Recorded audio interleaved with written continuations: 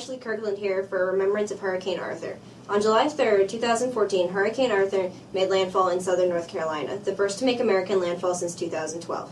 Arthur developed in a non-tropical area of low pressure off of Florida on June 8th. It then began organizing and strengthening itself into a well-developed circulatory system. On July 1st, it was declared a tropical depression, and in the same day, it strengthened to a tropical storm. By July 3rd, it was at hurricane status, the first of the season.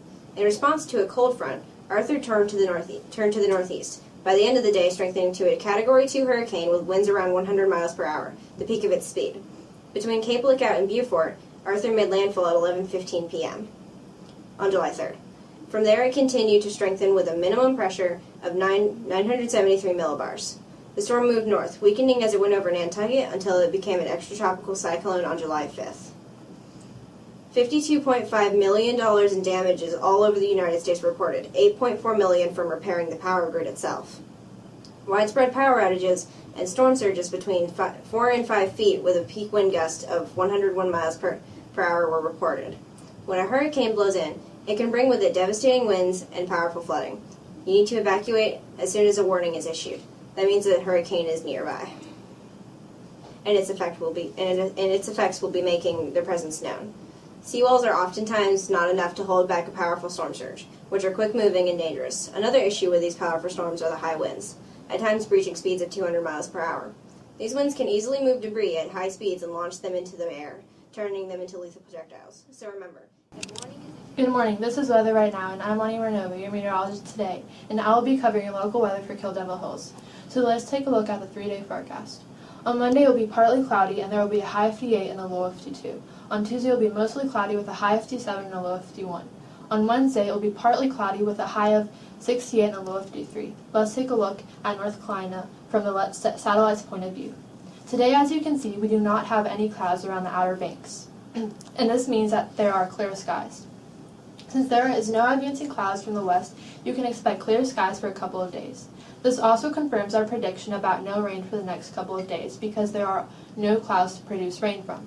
Using the radar's view, we can see that there is a lot of stuff in the atmosphere. Since we know that there are a lot of clouds in the area, these are probably just birds or just daytime heating has a massive effect on the temperature because daytime heating is when the earth is being heated during the day by the sun, and if the skies are clear, more of the heat reaches.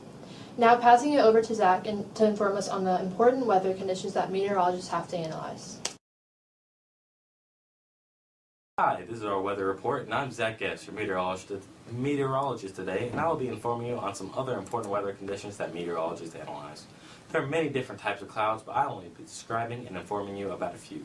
First, there are cirrus clouds, which are thin detached clouds, usually having a hair-like appearance and are made up of ice crystals. Next, there are cirrostratus clouds, which are transparent and contain a smooth appearance, and they cover up the whole sky. Then there are cumulonimbus clouds, also known as thunderclouds, containing a fibrous or straight-like appearance. Contouring weather maps is used to correctly analyze weather data and interpret weather conditions. For example, contouring is vital in finding the location of atmospheric and oceanic fronts, tracking hurricanes, and locating potential regions for severe thunderstorms.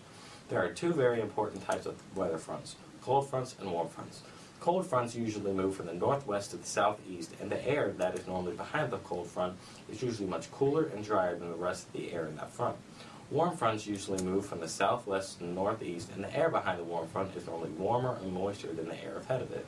When the earth is heated during the day, and if the sky is clear, most heat reaches the earth's surface, and this causes the temperature to increase. There can be different weather conditions that can occur while forecasting the weather, like for example cyclones, which are tropical storms that contain a clockwise rotating wind.